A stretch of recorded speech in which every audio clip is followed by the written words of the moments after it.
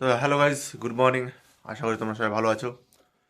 তো আজকে হচ্ছে সানডে, আর সানডেতে আমার একটা এক্সাম পড়ে গেছে, তো আমি এক্সাম দিতে যাবো। তো কি এক্সাম সেটা তোমাদের বলি। আমি আজকে ডাব্লিউবি কনস্টেবল এক্সাম দিতে যাব। জানি না কেমন হবে, আগে এক্সামটা আমি দিয়ে আসি, তারপরে তোমাদের সাথে বলবো যে কেমন কি হবে। ঠিক আছে? আর এখন চলো আগে একটু ঠাকুর প্রণাম করা যাক, কারণ शुभ काम करने से पहले ठाकुर प्रणाम करना जरूरी होता है। তো গাইজ আমি বেরিয়ে গেছি। আর আমি আমার পরীক্ষা পড়েছে হচ্ছে ভাটপাড়া, আর আমার সাথে আরেকজন যাবে, আমার একটা বান্ধবী, ওর পরীক্ষা পড়েছে নৈহাটি। তো ওকে নৈহাটি ছেড়ে আমি ভাটপাড়ার দিকে চলে যাব। তো চলো, যেতে যেতে কথা হবে, নয় পরীক্ষা সেন্টারের সামনে গিয়ে কথা হবে। তো গাইজ, এটা হচ্ছে আমার এক্সাম সেন্টার। দেখো, আমাদের এক্সাম কমপ্লিট হলো গাইজ এই স্কুলে। তো আমাদের এক্সাম কমপ্লিট হলো।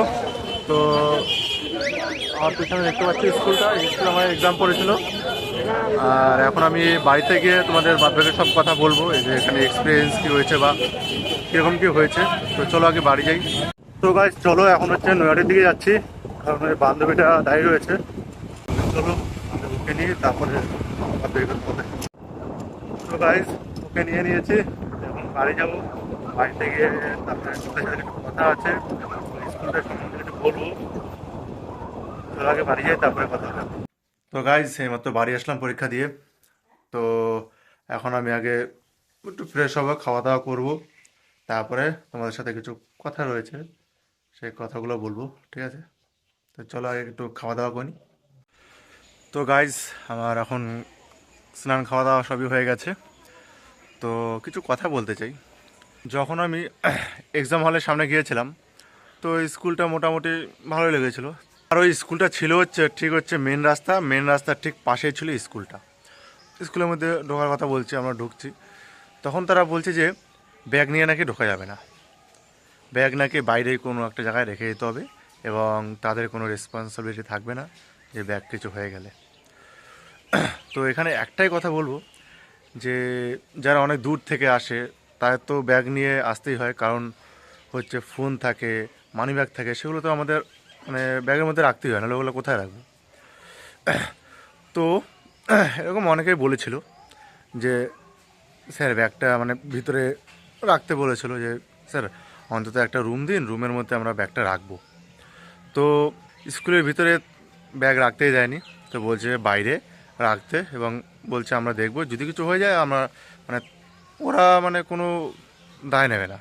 ওরা বলছিল যে ব্যাগের দায় ভাই আমরা নেব না, ব্যাগ কিছু হয়ে গেলে আমরা জানি না, কিন্তু আমরা দেখে রাখবো যাতে কেউ মানে না ধরতে পারে এরকম।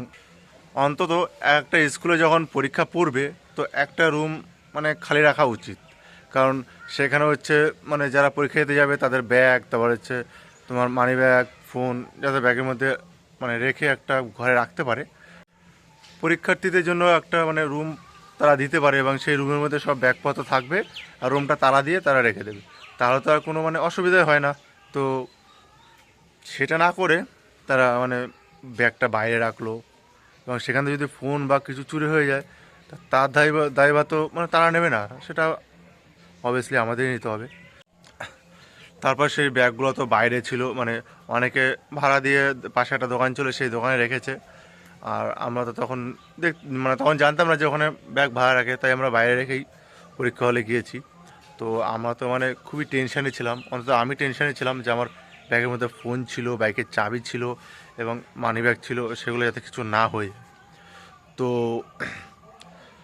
মানে ডাব্লিউবির কাছে এটাই অনুরোধ করব যে পরবর্তীকালে কোনো এক্সাম মানে এক্সাম হলে তো একটা যাতে রুম তারা মানে ফাঁকা রাখে, এবং সেই রুমে যাতে স্টুডেন্টদের বা পরীক্ষার্থীদের সেই ব্যাগগুলোর একটু রাখার ব্যবস্থা করে, কারণ নাহলে এইভাবে রাখলে কোন দিন কার কি চুরি হয়ে যাবে, তখন তারই একটা মানে বিশাল বড় একটা ক্ষতি হয়ে যাবে।